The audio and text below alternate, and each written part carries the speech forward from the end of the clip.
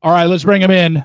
You know him as the host of the Rush Hour podcast, also by his videos on YouTube at Dave Neal, but probably the thing you know him most for is being the roast master general at my 50th birthday party a couple months ago.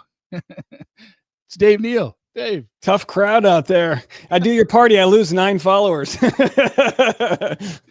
know, it's funny. You know what I wanted to ask you was, it seems like I've seen this at least with Nikki Glazer, the last 2 roasts she did, which was Tom Brady's roast on Netflix, and then not actually roast, but the Golden Globes. She's on Howard Stern the next day, just reading off all the jokes that did not make it to air. So now I'm curious. Do you remember anything that you wrote that you were just like either about me, not about? I had some sad. I just had some that sounded sad. You know, that's a roast. It's like a bomb when you roast is so bad because then it just comes off as sad. Like, oh, poor Steve. And that's the last thing you want.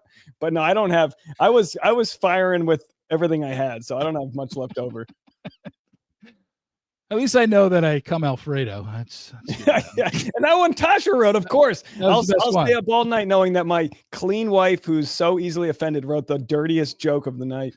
Yeah, no, that was good. I liked it. And it got a lot of good response as well. I don't know if people contacted you about it, but I got a few emails that were like, "Oh, that was perfect." Like it wasn't too like mean or anything. Yeah, no. That was the one thing. Even though, look, I was the one that told you to do it. I said, "Look, it's my 50th birthday. I think let's just have fun with it." And I knew it wasn't going to be shit. Even if you did say something mean, it's not like I was going to take it personal. It's what a roast is, you know. Yeah. But I know you had. An issue in the past on one roast where, some people were just like, "Oh, that might have crossed the line." I'm just like, I don't know. Wait, did I? Who are you? The Katie one. Oh yeah. Well, I was not by her. She wasn't offended. I was. I mean, they're still on my Instagram. Those were like, I got long applause breaks for those because that was in a big room, and that was during a roast where like 5 roasters had already gone. So I went up and I mean, I shouldn't say, but they're all online. I just had to I had to heavily bleep somebody's name out of it, and it's not even people that the audience would know. It was just like super inside baseball. But yeah, no, I remember that. I remember seeing that. I remember you telling me about it, and I was like, oh, okay, yeah. But like I said, for my party, I think there was 172 was the final count that night.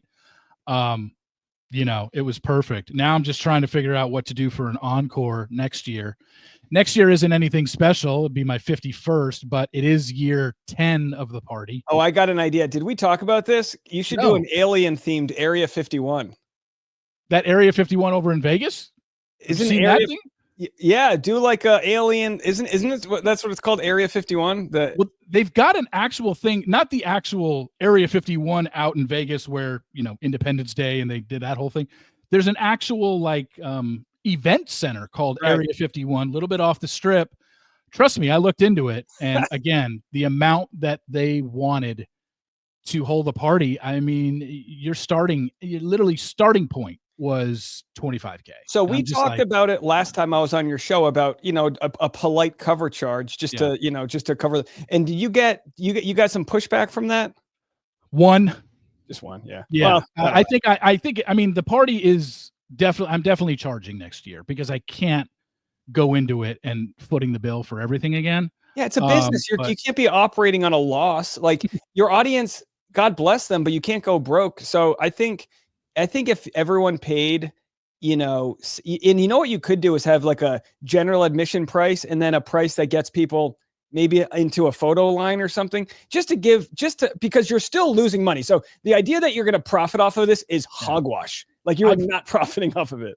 I've had 9 parties. Every single party was a loss. I paid for it. I covered when it was in my hotel room, that was free, but the open beer and wine bar for the full 3 hours and the food was all covered by me. Next year, they're still going to get the same perks. It's not like I'm going to say, here's a cover charge and there's not going to be any alcohol or any food. Same perks, but I'm just going to ask for a cover charge. And I had a lot of people when I brought it up that Monday in that podcast, when I kind of recapped the weekend, people were like, absolutely, I would have no problem paying. And I'm not, it's not like I'm charging $100 a head or something like that. It's going to be like $40 a person. That's it. And I mean, you're basically having a wedding for yourself every year. Yeah. It's expensive.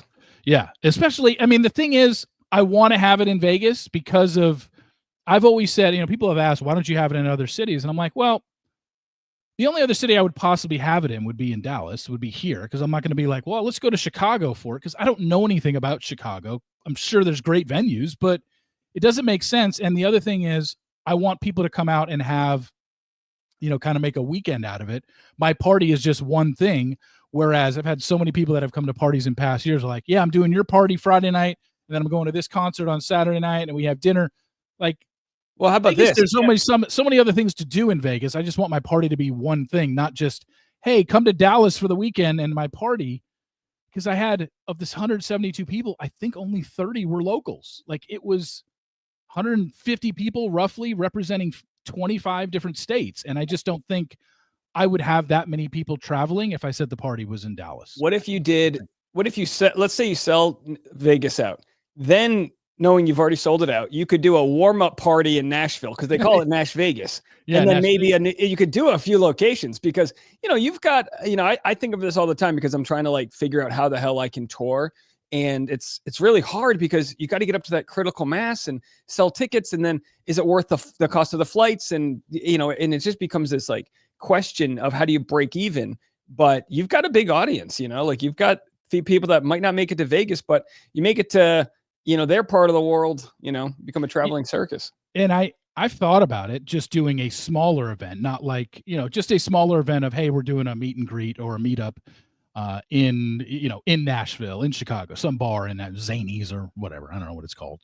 Is Zanies in Nashville, or is that somewhere else? Yeah. And Zanies has a new room, 100-seater. So you could fill that up pretty easily.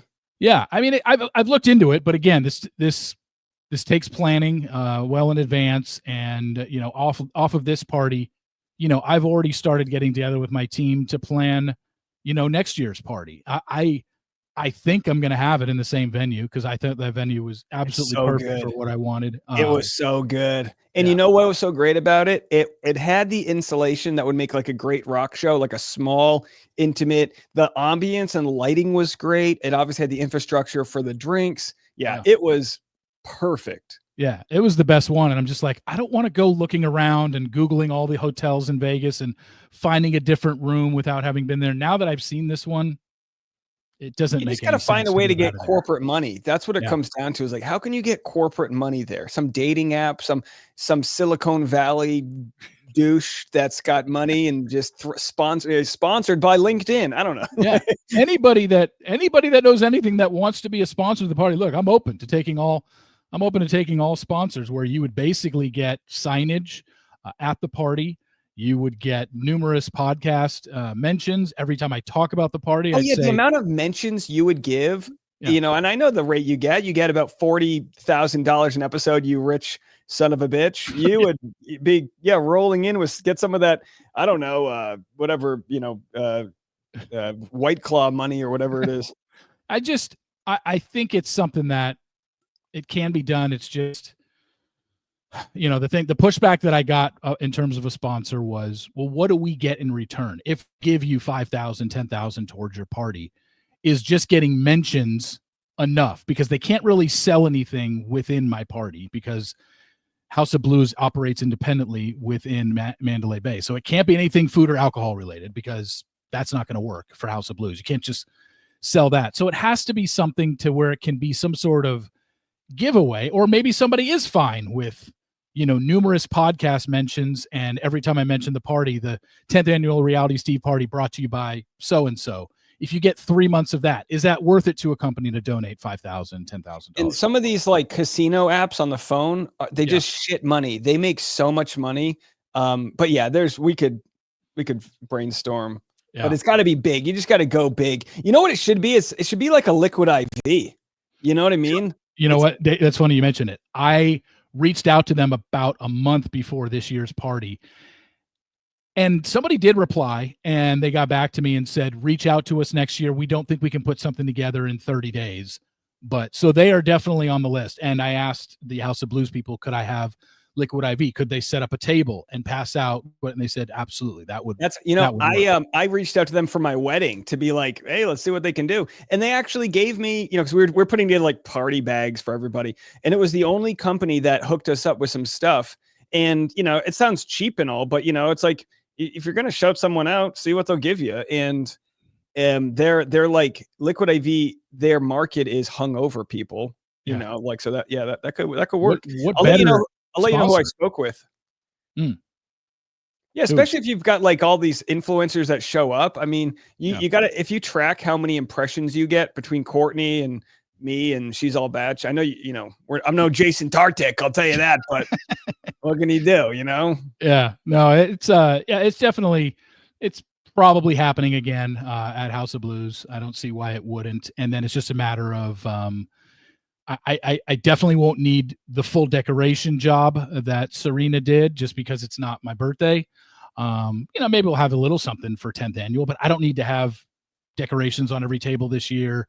It decked out in 80s, but I do want to bring the DJ back because I think that added to it. So yeah, and then maybe I do 30 minutes on the stage in an interview fashion before we do the raffle, but I don't know. We still got time for that, but yeah, trust me, I've already started planning for next year. So, well, I hope I'm invited. I mean, yeah.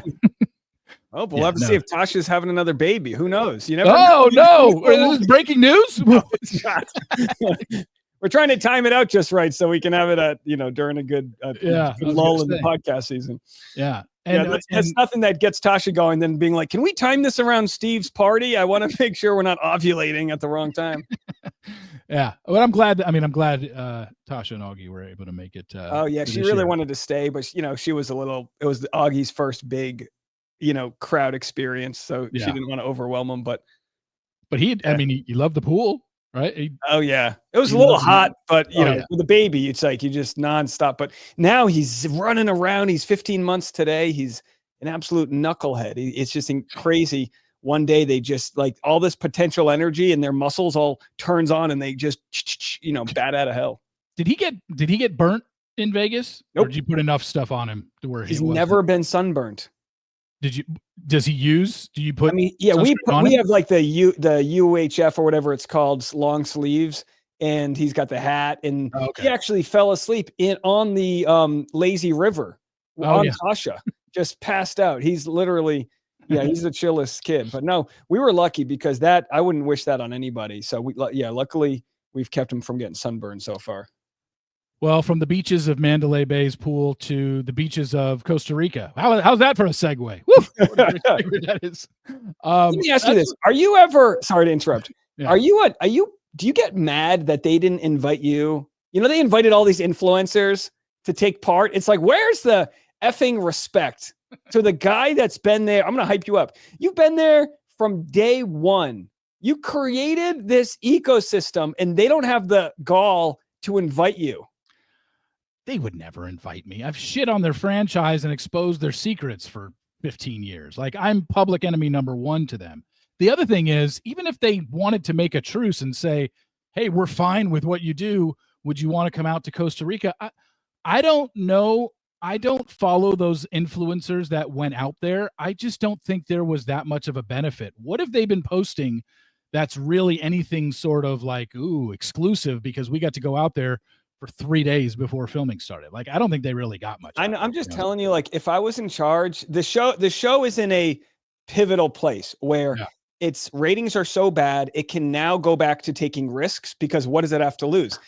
Give me a group date called Spoil Steve, and I don't know, get you on there. Like, it can't hurt. Like, you know what I mean? I mean, I don't think I would travel internationally for this show, but if they said, hey, come to the mansion, we want you to be part of a group date. Oh, sure. I would do that. I just don't think in a million years they would. I'm telling you, they got to rent one of those pirate ships, park it off on the coast. And then when you get kicked off the show, they paddle you out to us. And then we get the first interview. They're just missed opportunities, but maybe I'm bitter. I don't know. Yeah. I think, for this show, we're 5 episodes into Bachelor in Paradise this year, and I'm actually enjoying it. I know the ratings suck, and that's overnight ratings. We have no idea about the online numbers, the streaming numbers, people that watching it on Hulu next day. But I think that they have taken some swings this season that they clearly didn't do in the first 9 seasons. And I just think it's better. It looks better visually to the viewer because it's in that shot differently. I like the slow-mos. I like the music that they've been able to get approved for this show. My biggest issue with BIP this season is I just don't think they have a lot of star power. I think the two biggest names are Kat and Dale in terms of name value. And the ones that did have good name value, the Susie Evans of the world, literally were there for 24 hours. I think that's where, for whatever reason, they just couldn't get a lot of people and big names in this franchise. Now, maybe Greg Rippo and Maria turned it down, and there's only so much they can do if all those people are saying no. Rachel Kirkconnell went on Jason Tartick's podcast yesterday, said she was asked. She turned it down. At least they asked, but they're just missing star power on this season. Yeah, well, listen, I completely agree with you that it's a good season. The ratings are a result of previous season's mistakes. That's all it is, right? So you're not going to get the word of mouth until like the end quarter of the season when all the crazy stuff goes down. Does Jeremy get exposed by Bailey, or does who's going to turn on who? And even though there aren't but by the way, they have $500,000 for a prize. They couldn't crack off a couple extra decibels to get Rachel Kirkconnell on the beach. Queen of Bachelor Nation. Are you kidding me? Now, she's smart enough to hold off for like the big payday if they go Bachelorette, and they should, her or Susie. I mean, absolutely. I think Bailey too, but I don't think they'll do it. But I think Bailey's getting that kind of edit where she's like totally being played by a chump. But no, I think the season's great. The editing, it's almost like this, like whenever you see a movie that's like a commercial bomb, like a comic book movie, there's always 15 people in the edit room there. It's so watered down and corporatized, it's garbage. And then you'll see some movie come out of nowhere that's got one editor. He wrote it, he directed it, he has a vision. That always crushes it because you can have a unique perspective.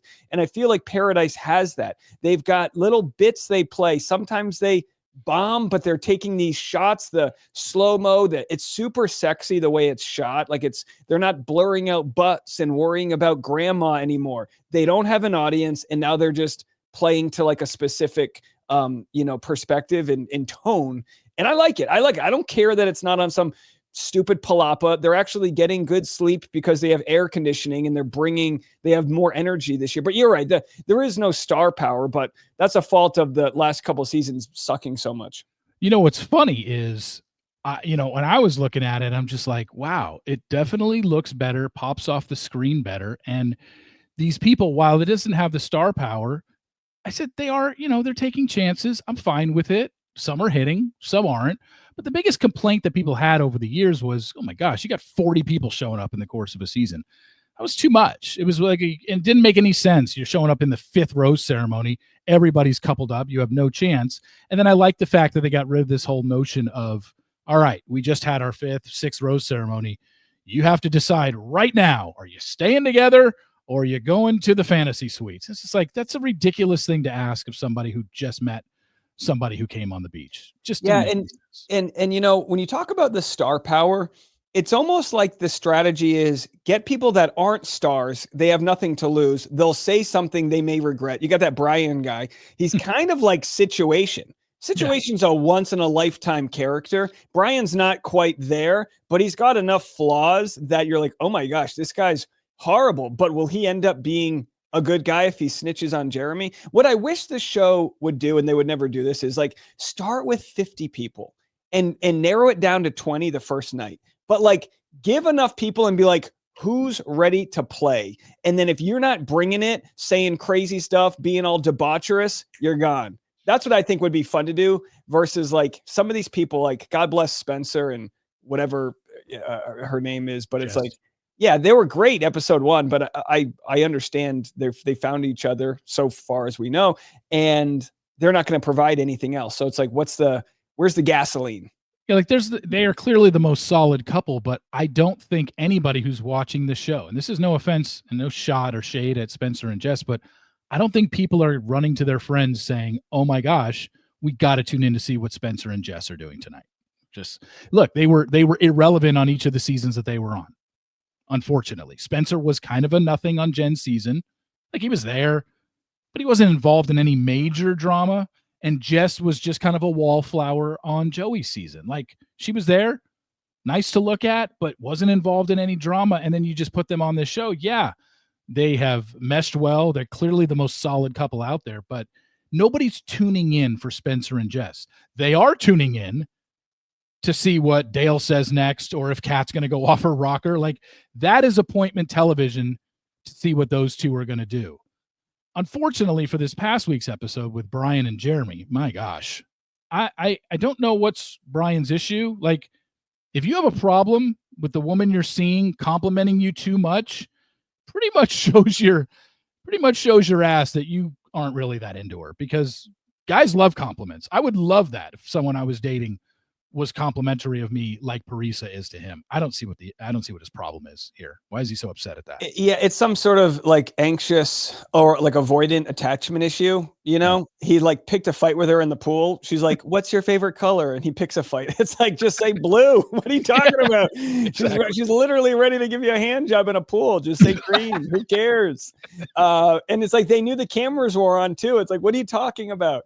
And, you know, we saw that. And again, it's hard to know what's editing and what's not, but we saw that earlier when he was kind of stonewalling someone else early on, after like the morning after. And it's like, that was the Zoe stuff. Yeah.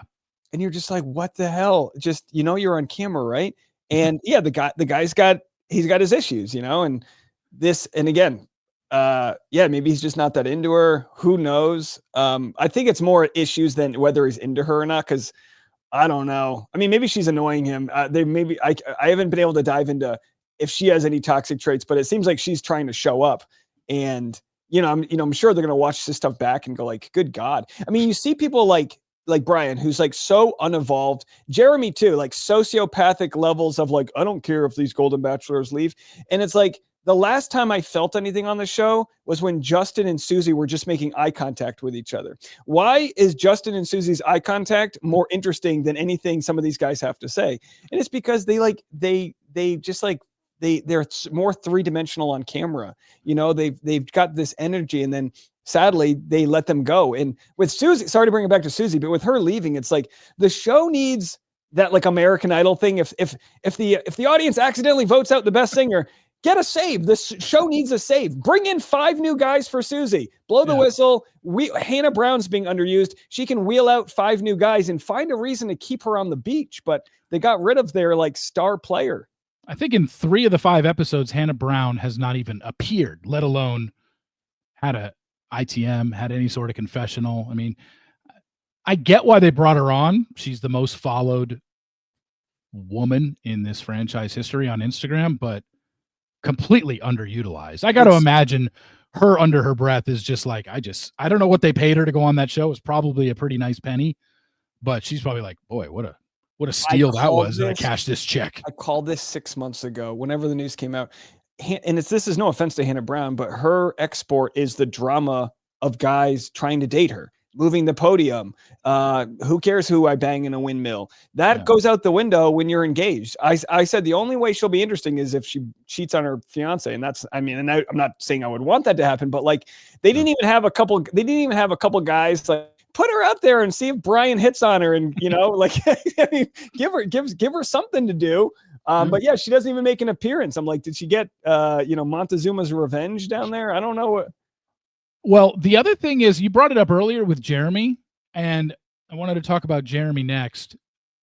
He brings up the whole thing about basically it doesn't care about the Goldens, doesn't care about who's going home. It just seems like just not a very empathetic guy, which I don't understand why not. Why he has such a disdain for the Golden Bachelors. And then we know what he did behind Bailey's back that will be exposed, I believe, in next week's episode. Calling Susie, saying that thing to Brian when he thought the mic packs were off, saying if Susie was back here, I would propose to her in a heartbeat or something along those lines.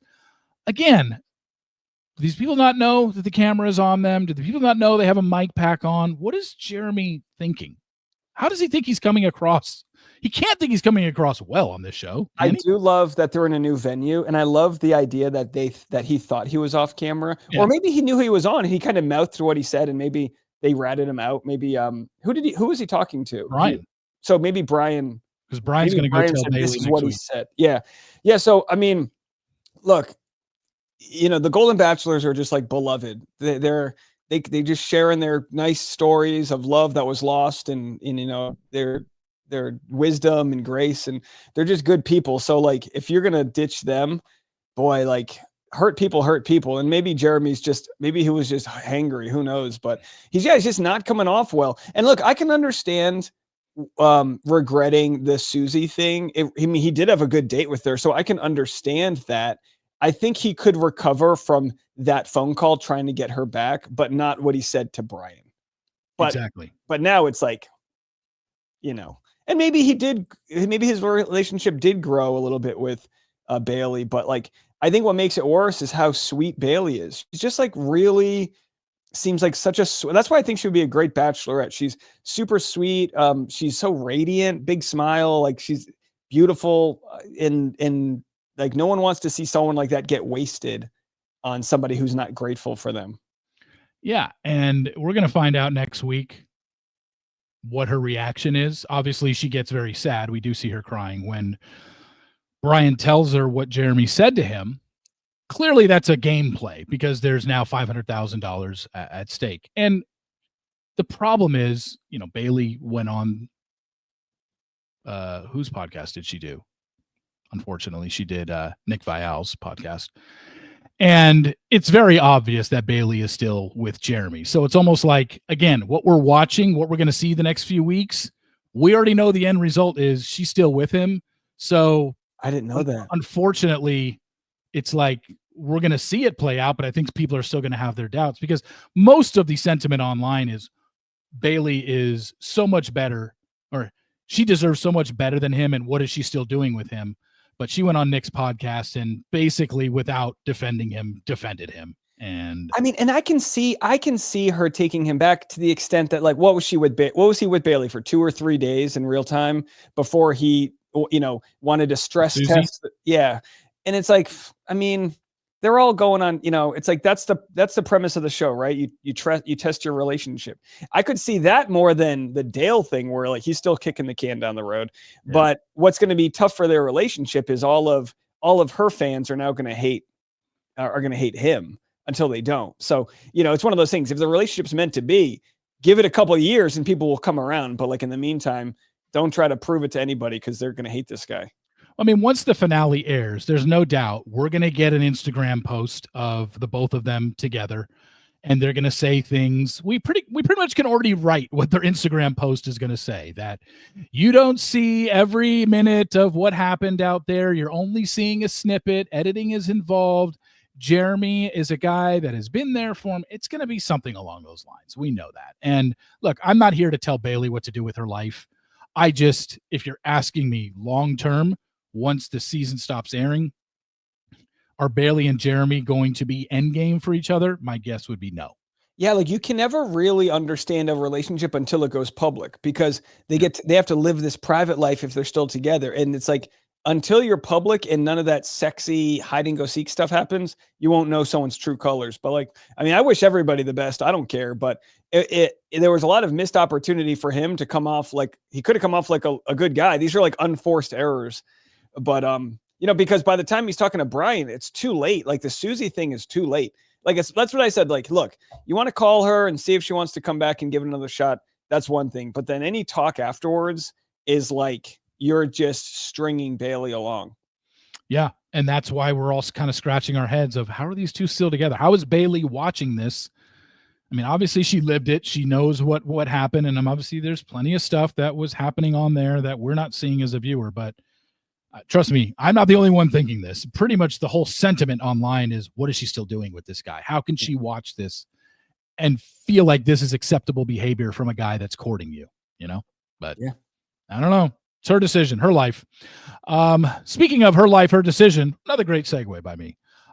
Let's talk about Laura Owens for a second. Who? Oh, the girl with the hot mugshot. Yeah.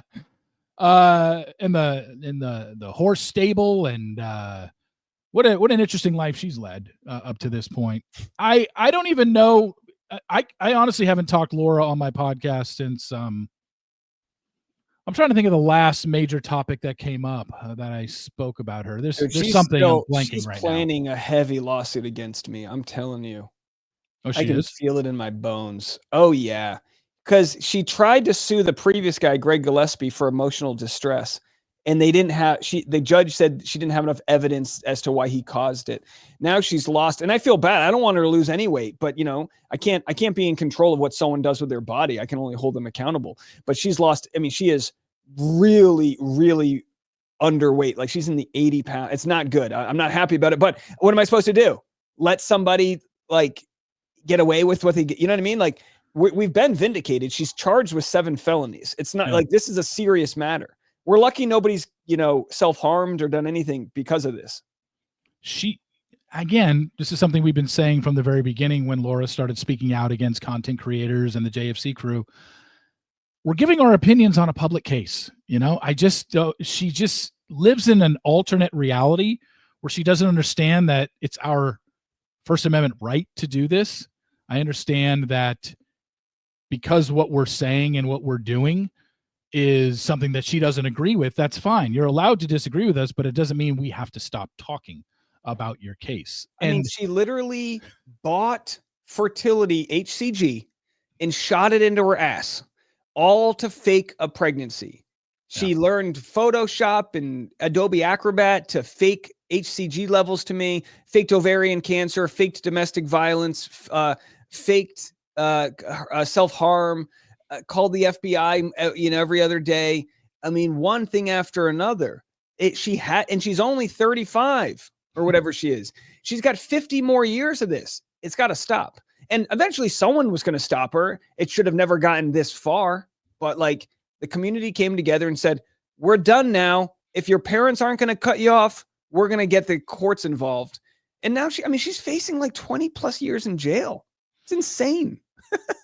Over a guy that she gave 2 blowjobs to.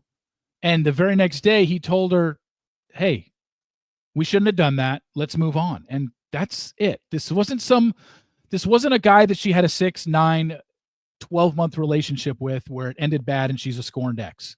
It was literally a hookup that lasted. I think Clayton said he was talking to her for maybe a week or 2 weeks before they officially met and hooked up that night. And he literally ended it the next day. And this is just, it's so uncalled for. And it just shows something that we have said from the beginning. She lives in an alternate reality from the rest of us. She is mentally ill.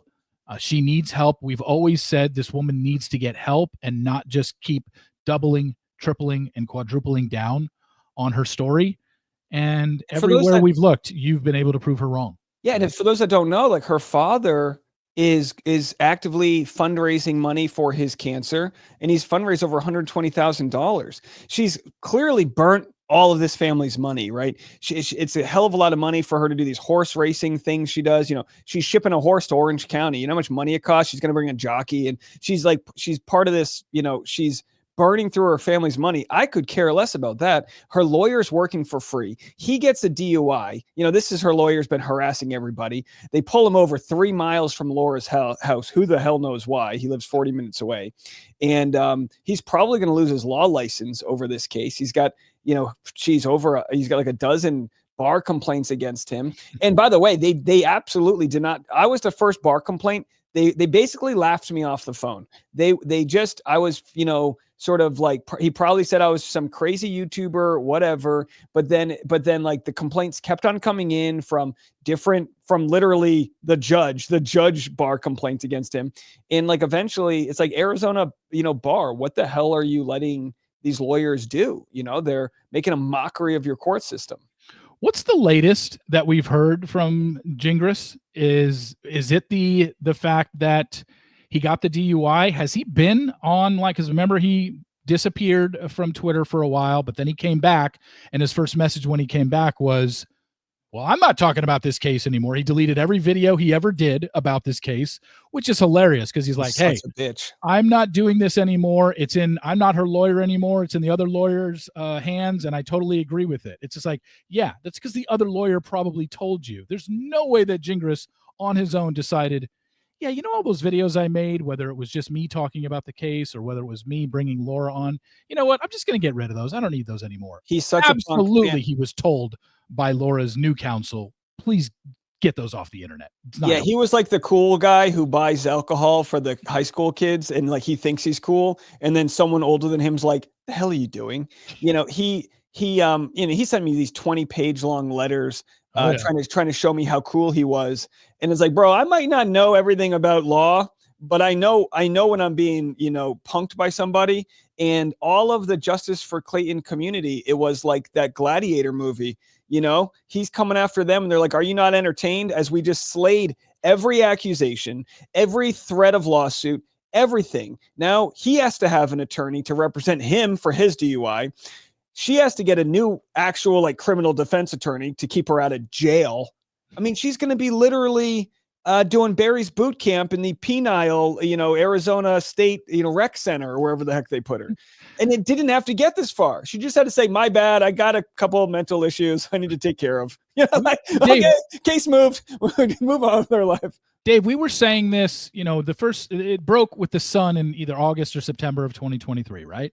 And then we were saying this a couple months later. This is before we even heard about the Mike Maricinis of the world and the Greg Gillespies of the world. We were just like, man, this is such a wild story. We were saying it at the time. We were the first to cover this, saying this is the craziest story ever in Bachelor Nation, and nothing can touch it and that was before we knew. I think we knew about a Greg Gillespie, and we knew about a Mike Maricini exes that she had gone after. But then when we started you started uncovering a lot of the, well, how deep did it go with these guys and what were the lies that she told? It was like, holy crap, this is unbelievable. But what we were saying from 3 months after we found out about this was, Laura, you can get out of this by just saying, you know what? I was emotional. My sister just had that was the excuse. We were like giving her the excuse. My sister just had a baby. I was caught up with baby fever. I don't know why I did it. I'm not in a good place mentally. I want to go get help for myself. I need help for myself. We told her she should have done it. She didn't listen to us. And you reap what you sow at this point. And then you'll have people from all over, armchair experts. Well, it's Munchausen by proxy. It's this or psychotic breaks or bipolar. And it's like, look, she's shooting herself with HCG. She has to know what she's doing. And if she doesn't, we'll have to prove it. Because I plan on having my career, keep on going up. I know you do as well. I don't want in 4 years for someone to text me and go, man, this chick wrote a book about you. Nope.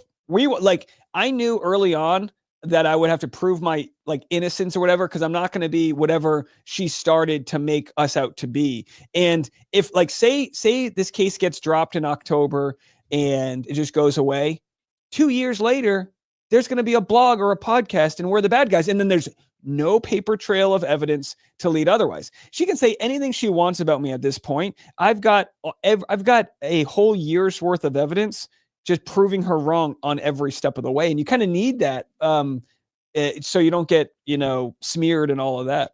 And for anybody that's interested that maybe isn't up to date on everything, what's the website? victimsoflauraowens.com. They literally have a calendar, a timeline of everything that she ever did to Greg Gillespie with photos, videos, proof, Mike Maricini, and Clayton. I mean, it is all there. I think it's victimsoflauraowens.com. That's the that's name it. of it, right? Yeah, there's a bunch. They're so good, and they keep on exposed. There's just so much to it that keeps getting exposed, and we don't have the access to the tools that the prosecutors have. I mean, they raided her home. We haven't seen the body cam footage yet, but they had 8 cops. They had the sheriff's department there at 5 a.m., maybe Easter Sunday or whatever day it was. I mean, insane stuff. Now we have the written reports of all those cops raiding the home, right? We just haven't seen. She wouldn't let him into her casita, and they went to go get the negotiation tools, which is probably a battering ram. And then I think she finally let them in. She had Gingras on the phone with her. I just would have loved if Gingras was in bed or something. He's just in his little nightie, and she's like, "Wait, what's going on here?" He's like, "I gotta pay for these court fees somehow." It's bizarre. Obviously, there's more there are bigger stories to come from it, as it's kind of the story's still being told. But what happened with Gingras was it just took months for the dust to settle before evidence came up, and the case doesn't get looked at by the county prosecutor without an audience of people writing in. Megan Fox, put together these templates for people. She did she knew a lot of procedural things to do. You and I, we just talk shit online. There were so many people that organized things. I can't possibly begin to give everyone credit because there's so many people, and they all work together like a farmer's market to do all of their, like a little, commune, and they all did different things. And, it pinned her left and right. Like when we pinned her on the Chase J. Jones stuff, that was somebody giving me information. There's very little that I did other than provide like a platform for people to come together and like shine light on it. And then when you get enough eyeballs that look onto it, like she it sounds so obvious, but if she's going one-on-one with somebody and it's not going public, she can torment the hell out of them. Like you don't know what's made up and what's not. When she makes up this like fraudulent medical documents, you need to show it to 10,000 people for 30 to go, oh yeah, I'm a nurse. Like these codes don't even line up with that. Or the last name would go over there on an ultrasound. Like, I don't know any of that. It's believable early on. And then you just follow your intuition. And then the people come together and go, nope, not happening. Of all the mistakes that she made that you were pointing out earlier, that was the one I wanted to throw in there, the fact that she would literally make up doctor's reports and make up a letter that a doctor wrote to her and showed it to the guy that she was dating at that particular time. Like, hey, look, this is what my doctor wrote me. And she made the whole thing up. She got away with this for 5 to 10 years. Yeah. Some of these things were on Mike Maricini's. And again, this is, I think, the most interesting part of the story. They're just tucked away on an old laptop that hasn't been turned on in years. He has to open it, blow the dust off of it, and then turn it back on. And it's just some real incredible detective work to even pull these text messages off the computer. And it was worse than we thought because Mike, of course, blacked it out. Why would he want to remember any of this? He blacked it all out. And then he goes, oh yeah, she did fake cancer. Oh yeah, that's the photo that she said was, her getting an abortion. And then we find out that's the same photo she used to say, I beat her. Yeah. Like these are things that, so anyway, yeah, I genuinely feel bad for her. And yet the best thing I think to happen for her is for people to not let her get away with it. Maybe she'll go to jail. I mean, honestly, it's really hard to know what's going to happen next. If she takes a plea deal, if she admits to it all, from the people I've spoken to, there's a high chance she doesn't get prison time. I don't really care. But if she doesn't admit to it, they're going to get her for like 10, 20 years. And maybe she'll get off in 4 years with good service. And then she'll start a blog about, what it was like to, do hard time in the clink. I don't know, there aren't many things that can happen moving forward. Something that you and I have talked about along with Rachel Juarez is, do we think, especially now, even with 7 felony counts against her, do we think that she has it in her to finally admit, to prevent herself from going to jail, to finally admit fault, made this up, just to avoid jail time? And there's still a part of me that thinks she is so stubborn and she has dug in her heels for 2 years that even to avoid jail time, I don't think that she's going to admit it. I really don't. I think she sees herself as playing like the lifetime victim. And she is a victim in different ways. She's a victim of being the runt child that didn't get the attention. And she, she's a victim of probably her mom being whatever mom issues she got from her and growing up, she's a victim in different ways, right, from the past. So, but I think she channels that into, because these things happen to me, I can then do this. Because he wanted to reject me, I can do this. So I think she feels righteous in what she did and therefore will not admit fault. And for her to be like, look, I'm mid-30s. I already live in a kind of a prison with my parents. Going to jail will possibly give me a story to talk about when I'm out. So I could see her being like, you know what, fine, take me, which is really sad, but it could be, hopefully, I'm all for prison systems that sort of re-educate people and bring them back into society. So, but unfortunately, that's not what they do, right? They kind of harden criminals and they harden people in different ways. And I hope whatever happens to her, she does become a better version and a healthier version of herself. I don't, it's just not my concern. I don't lose sleep at night wondering about it. If something crazy happened where we wake up tomorrow and we find out she, if something, I would feel tremendously bad, but I still wouldn't have known what else I should have done because she needed to be shamed. Shame is a very valuable tool. Public shaming when someone does something wrong can sometimes be the only thing that can really shine a light into what they've done wrong. I mean, she ruined multiple lives for many years until this Clayton case came out. If this never happened to Clayton, Mike Maricini is never vindicated. His wife never knows for sure whether or not he was an abuser and all of these other things with Greg Gillespie and everyone else. So I don't know of a way this could have been handled differently. I can't control an internet that wants to shame her. I've never body shamed her. I've never done any of that. I think I've kept it above board. But I can't, I have to use the publicity that I can get from it to vindicate myself, you, and everyone else. And there is going to be collateral damage when that happens. I think the one thing that any of us wanted out of all of this was she needs to be held accountable for what she did. She had a chance to get out of this early on. She could have said, I miscarried in July or August of 2023, and none of this would have gotten as far as it did. But the second she showed up on a pretrial hearing, a motion to the order of protection hearing in October of 2023 with a baby bump, she sealed her own fate at that point, because then it's like, wait a second, huh? Like, none of it made sense. We've been over this so many times, but yeah, she had so many opportunities and she hasn't. And now, for a woman who's dug her heels in as much as she has, I've just said, no, I think that she should be held accountable and she needs to suffer the consequences. Some sort of monetary fine for me is not going to do it. Some sort of probation time for me, I don't think is going to teach her any sort of lesson. I really do think this woman should be put behind bars for X amount of years. I don't know the years on this. I don't know if she should go for 3 or 6 or 10.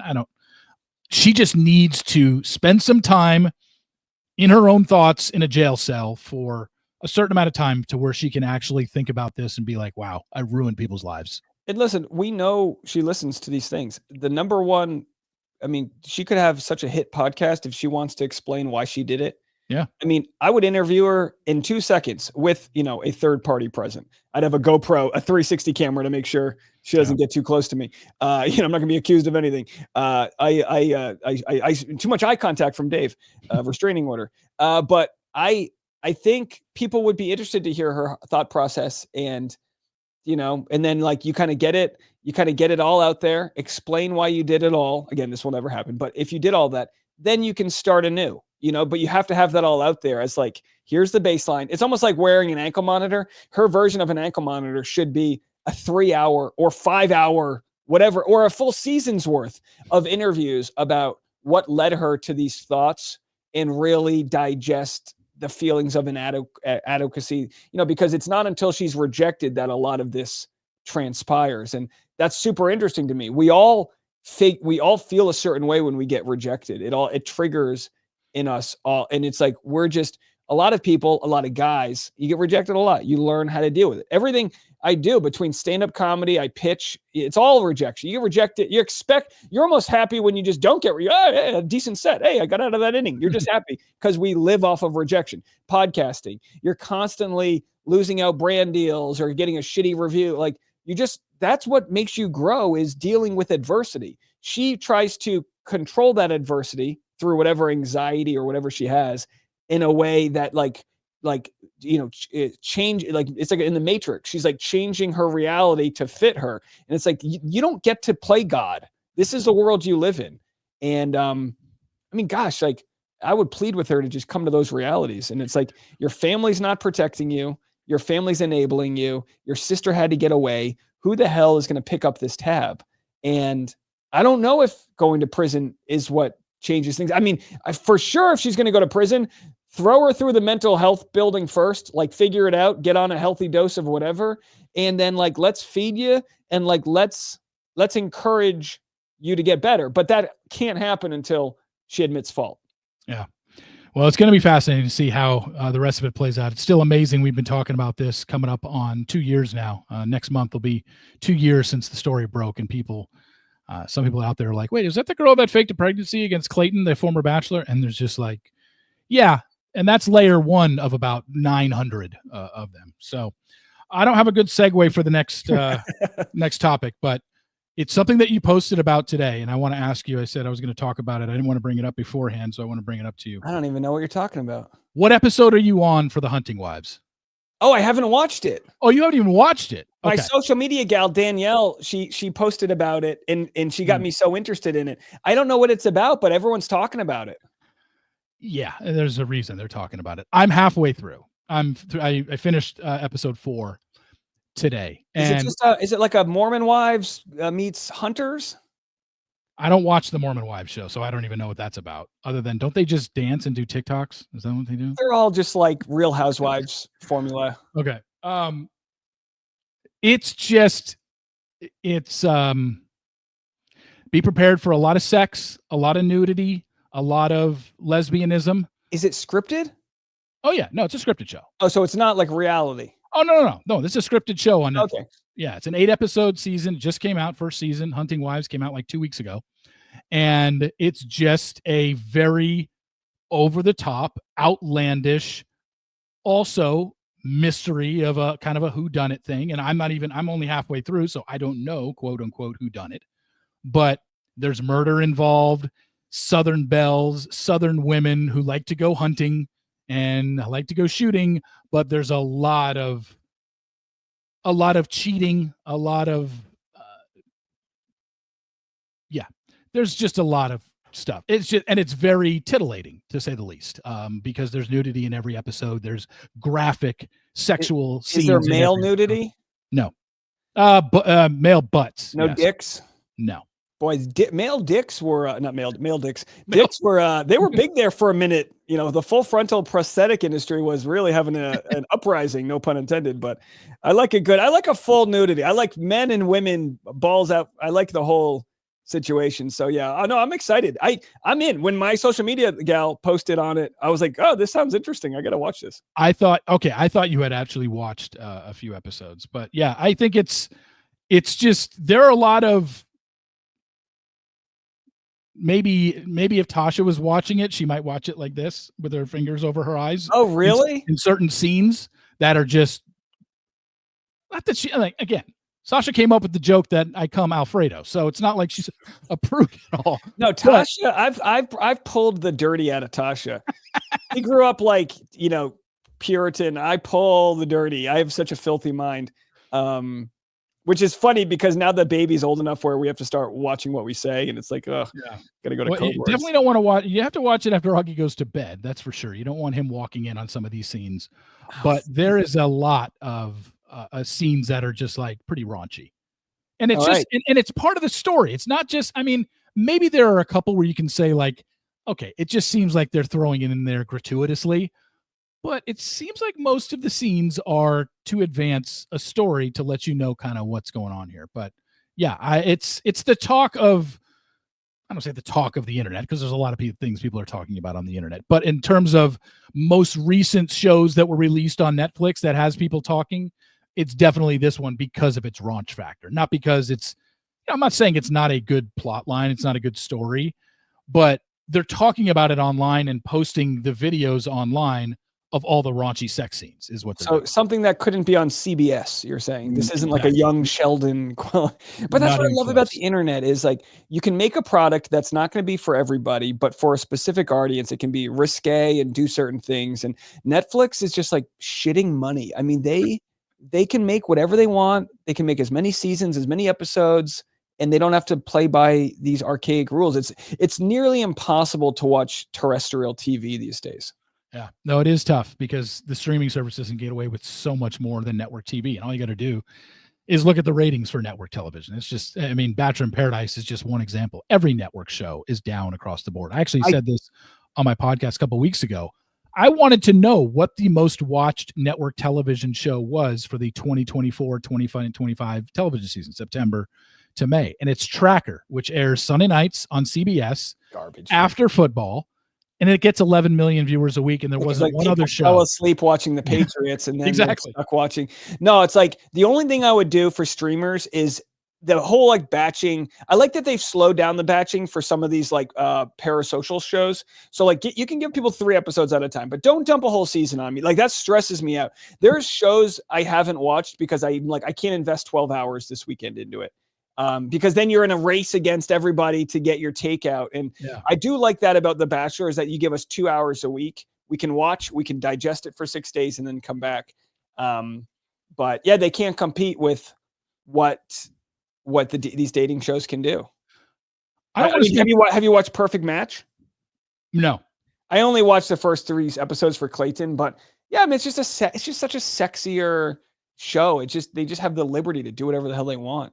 And I think I'm not going to watch Perfect Match because I only know 3 people. I know Clayton, I know Rachel, and I know Madison from Love is Blind. There's no other, I don't watch any other shows on Netflix. And when I looked at the full cast, I'm like, I don't know. I don't know these people. And if I only know 3 of the cast, I I guess I'm just just love not that they really brought interested. in like so-and-so from Siesta Key, which is like a Yeah. Peacock show. And I love the idea that they're bringing people from across platforms, and like they were able to get Clayton and Rachel, which is so bizarre. And, but yeah, I mean, I think the early seasons of Love is Blind, people got monster numbers, and Yeah. Netflix did that thing where they just started making a ton of dating shows. And I think it's watering it down a little bit. But, if something crazy happens as an audience, people talk about it and then we flock to it. And if they don't get that, then, you miss that season. So it's kind of like that with any of these reality shows. I mean, I didn't watch Vanderpump until Scandival, and now I watch The Valley because I'm like, Same. I like these, idiots. I like how toxic it is. It's like my life's so boring. We can just watch these idiots, be debaucherous, and it kind of like that's that release valve for that primal part of us. I didn't want to spend too much time on this one, but I wanted to ask you about it because I saw a response today on Twitter. One of the other things you've been covering extensively for however long it started ago was the Blake Lively, Justin Baldoni case. And I don't know, I can't remember his name off the top of my head, but somebody called you out on Twitter today. Patriarchy is his Twitter handle. These fucking insane people. What is this? What Here's the happened? deal. Like, I don't even post on Twitter. And the second I like open the door to that toxic cesspool, I get blah, blah, blah, blah, blah, blah. Like, okay, you have to understand how YouTube works, right? Like, YouTube's been good for me. It bought me my home. It's paying for my baby's diapers.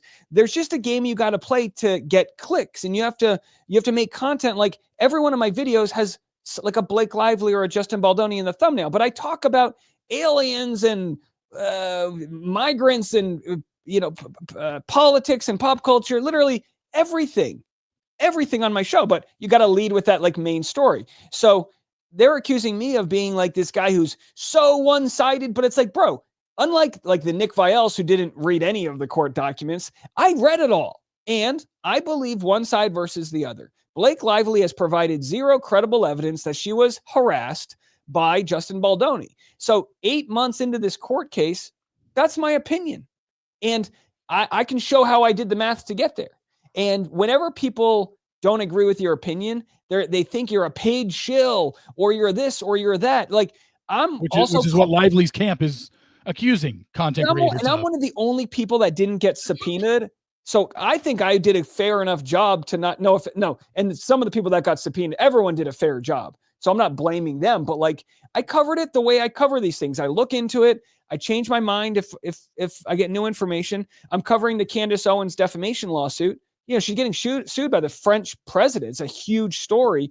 And I got a lot of Candace Owens haters because they think I'm not following her evidence. Their tinfoil hat evidence. And I'm like, well, I read the 220-page court case on Saturday night, and it's going to be a hell of an expensive, next couple of years for her.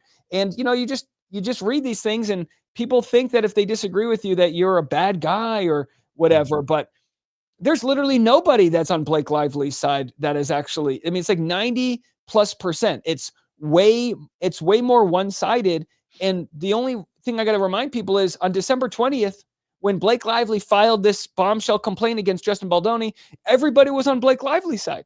Then they heard his very credible responses, saw video footage. I mean, literally footage of the set, and was like, Blake Lively hasn't released one text message that shows she was harassed. You've got Taylor Swift, who defends everybody. Taylor Swift paid for Kesha's court filings against that Dr. Luke dude. She'll throw her money at anyone. She's the biggest supporter of women out there. Taylor Swift won't even talk to Blake Lively because she's like, I don't want anything to do with this. So like, I can add that all up and go like, I think I'm on the right side of the story, including like, I know several people that are close friends with the Justin Baldoni camp, and nobody, I mean, his like core support has not flinched this whole time. And she's like, I mean, this is not good for her PR. She's really, you don't hit rock bottom until you stop digging. And she continues to try to like, I mean, filing a fake subpoena. She filed this sham subpoena to get phone records from a lawsuit that didn't exist, and then dropped the lawsuit. She did some like crazy, unethical stuff that people are going to talk about for a long time.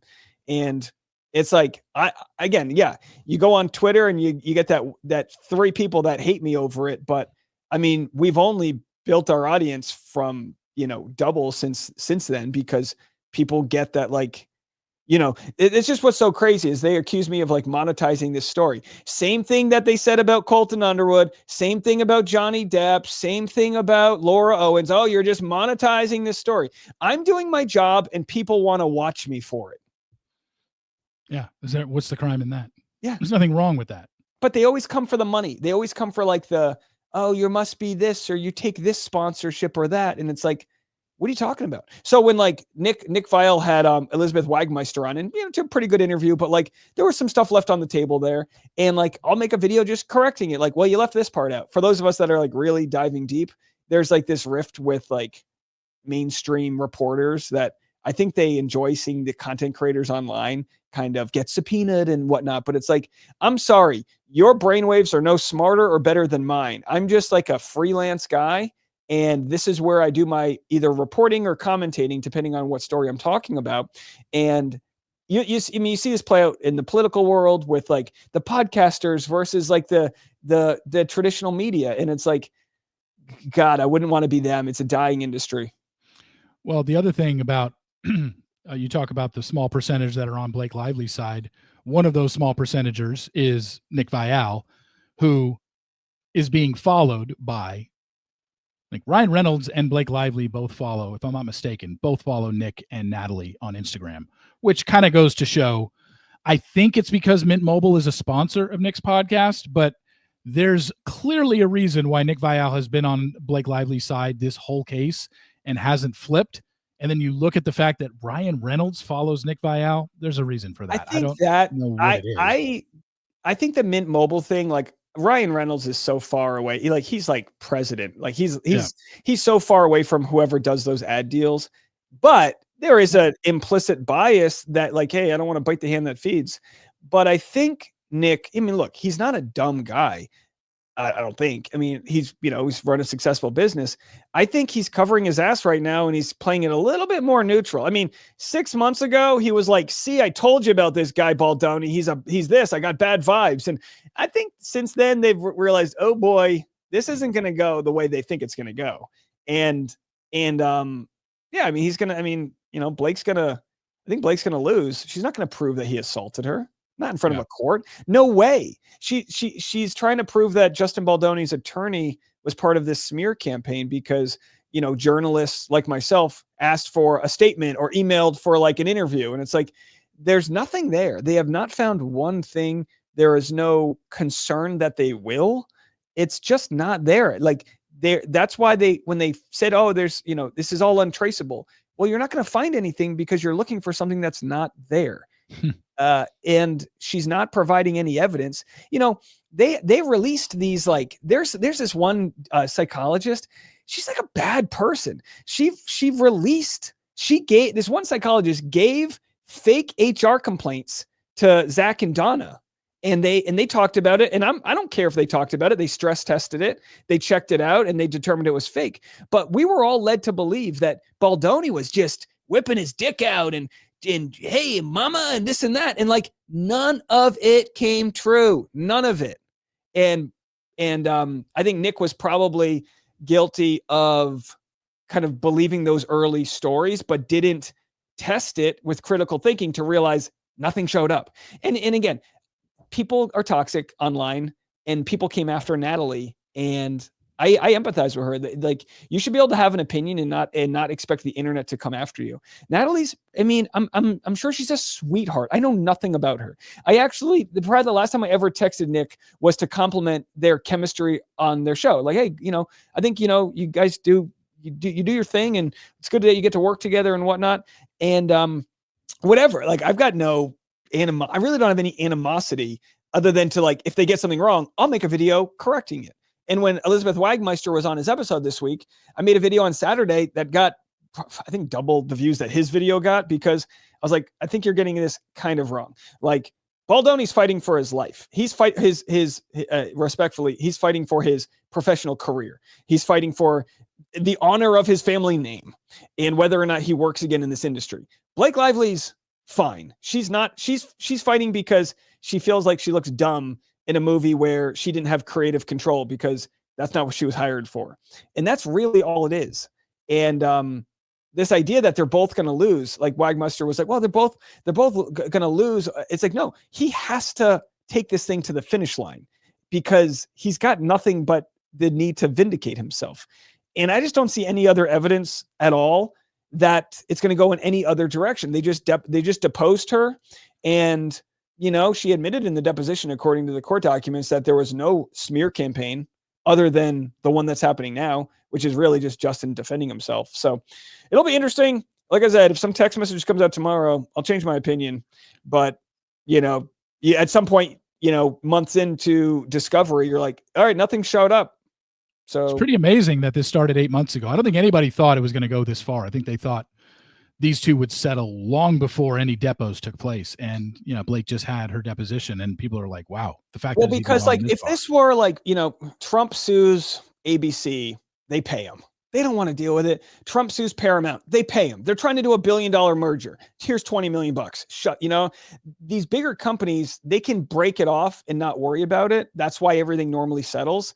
Baldoni, his whole livelihood is on the line here. So there's nothing to settle unless there's evidence that he did something bad. Okay, fine. You got that. You got me on that. There's no reason to settle. On Blake Lively's side, she's the one who's suing him. So why would she settle? Yeah. So she's just trying to spin the PR in a direction where you'll never find the smear campaign, but it's there. So that way, when she loses, there'll be some sort of like, I was wronged, you'll never find it. But, either way, the damage is done. They got him fired. They showed how really psychopathic the industry is. All corporations are, but like WME, CAA, these major companies, they're not going to turn down that Deadpool money in order to support the truth.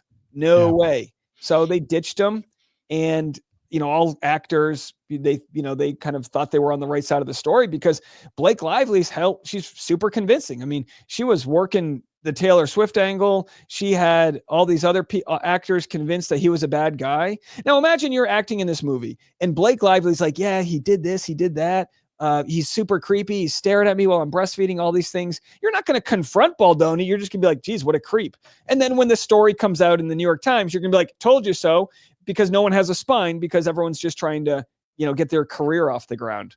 No one else that was in the movie had their career off the ground.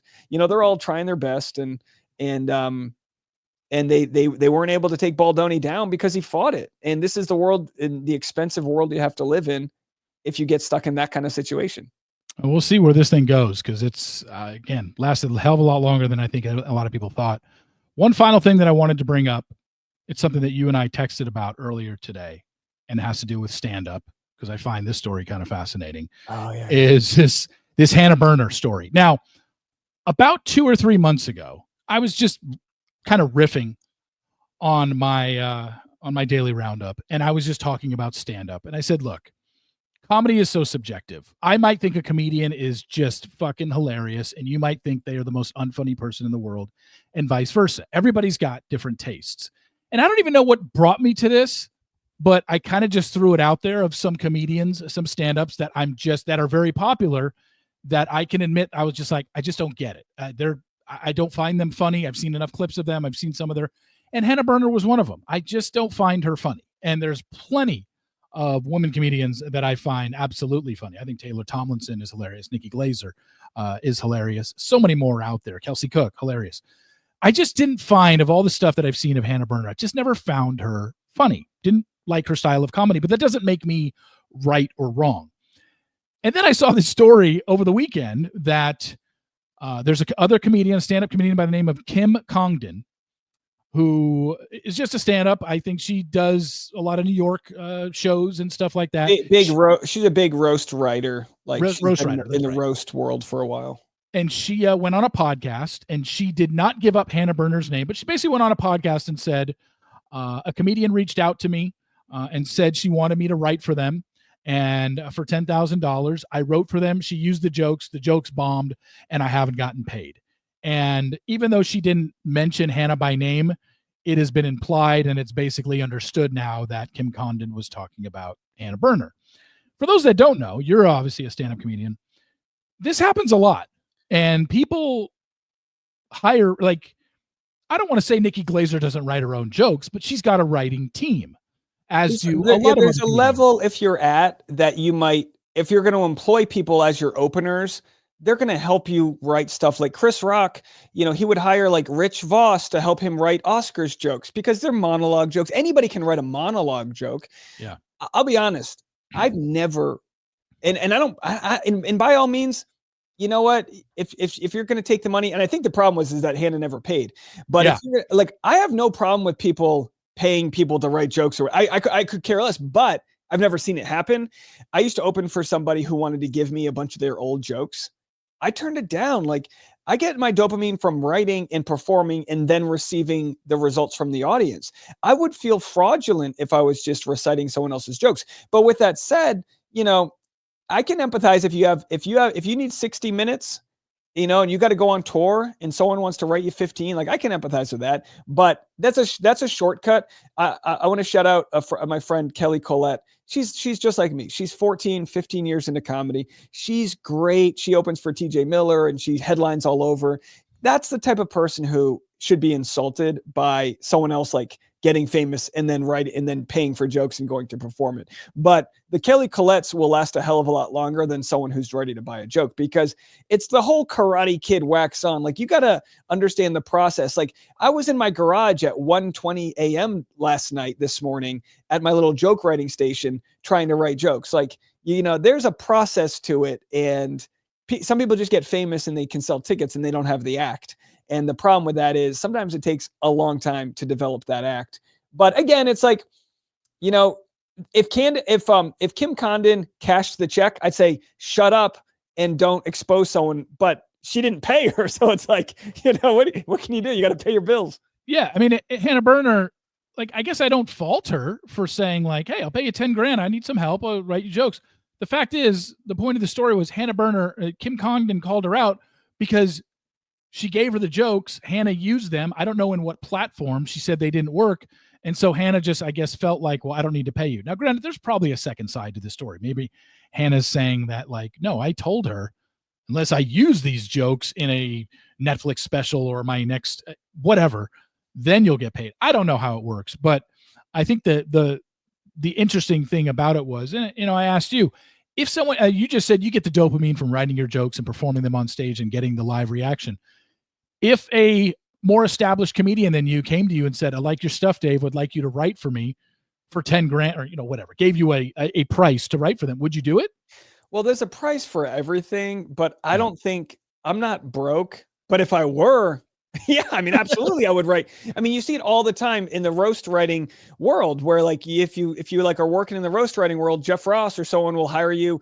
You know, they all get hired for the Tom Brady roast. You know, Nikki Glaser, she's going to write her own stuff, but she's going to have people writing her 400 jokes, and they're going to get to the best 14. So, like, there is an ecosystem where that works. It's just like, I mean, it does. It's not. I'd rather do an A- set.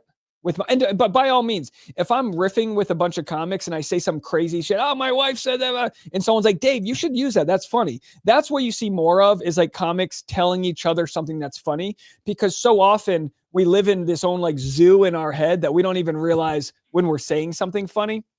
I was at Costco yesterday, and I've got this thing where I just like think screens are so bad for kids. You know, the pediatric organization, they all say no screens for 2 years. And it doesn't matter if it's Miss Rachel, they get no benefit from it. They should not be holding an iPad unless they're listening to Reality Steve or Dave Neal, right? Yeah. But we're at Costco and we see these baby mittens for sale. And they have the screen, they have that thing on the mitten so you can toggle a smart screen. I'm like, in what world does a baby, you know, you on a ski slope and you need to, you know, refresh Miss Rachel? Like, what? And we're laughing about it in the Costco. And I'm like, yeah, this is probably going to go into the act because it's something I'm passionate about. It's something that annoys me. So when you're looking at comedy, you're just looking at things that annoy you or things that you feel an energy about. Healthcare sucks. I'm trying to write a lot about that. It's fucking ridiculous how I just got robbed like $500 for like an Advil. It's so, I get the Luigi. How do I turn that into a joke? It's not easy, but so like the idea of writing for someone else, like how the hell does Kim Congdon know what Hannah Brown's going to find funny? And so a joke that might work for Kim Congdon might not work for Hannah. Oh, did I say Hannah Burner? You said Hannah Brown, but whatever. Hannah Brown could do comedy. Her audience is big enough. She could literally do it. When you can't do comedy, you write a book and you do the comedy tour, but it's all the same, right? It's like Stormy Daniels did stand up. It's if you can sell tickets, you can go do it. No comedy club's going to care. But the question is, will they come back for the next year if you're no good? And with Hannah Burner, I mean, she had a Netflix special. Like she's doing fine. She's doing fine. Kim told the story. She has every right to. She didn't say her name. And it's like, all right, deal with it. You know what, Hannah, if this bothers you, go write, get over it and just write your act. For those that don't know, when we're talking about roasts, for the longest time they were on Comedy Central. There's only been one roast that wasn't on Comedy Central. That was the Brady roast where they moved it to Netflix. But all those comedians, because every time you saw a roast on Comedy Central, there'd be like 2 or 3 stand-ups on there. And then everybody else was an athlete or an actor that had their jokes written for them. But a lot of those people, having read things over the year, Nikki Glazer and Anthony Jeselnik, we're all writers on the roast. Tony Hinchcliffe, we're all writers on those roasts before they got their gig. Like you had to write for a roast for 2, 3, sometimes even 4 seasons before they would let you on. The biggest one I heard was Tony Hinchcliffe. He wrote for like 10 roasts on Comedy Central, and every year he would try and get on or would want to be on, like, hey, can I be one of the roasters? I don't know if he just goes up to somebody and asks, can I? But he wrote for so many of the Comedy Central roasts, never got on. And then the Netflix one, Jeff Ross gave him a shot. And outside of Nikki Glazer, I think most people would agree on the Tom Brady roast, Tony Hinchcliffe was probably the second best set on that one. Oh yeah. And I mean, and he's been around, and now he's got Kill Tony, which is just massively successful. Well, it's crazy. I mean, I did Kill Tony a decade ago. That show's been around for so long. It's been on that long? Oh, I didn't know. It was on like YouTube. I mean, there's an old episode with me and someone. Yeah, I mean, I've done it. Yeah, it's good for him. But the thing with like roast jokes or even stand-up, it's look at it this way. Writing jokes and having them like ready to go, it's like having a jukebox, but you don't know what song's going to come next. You might be playing your best bit, and then someone breaks a glass in the audience and you can feel the energy sucked out of the room. You got to go to a new bit. I was doing this show at a dog bar and the mic went out. I was trying to test this joke about Tasha being autistic, and then the mic went out and I couldn't finish the bit because it's like the premise was lost, and it's so sensitive to try to get from point A to point B.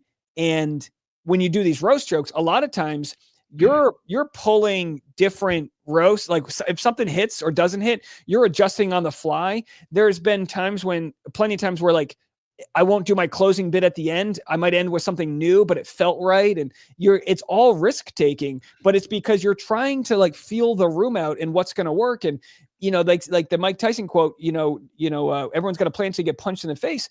You don't know how your set's going to go. Those jokes are just there for safety if everything else doesn't work.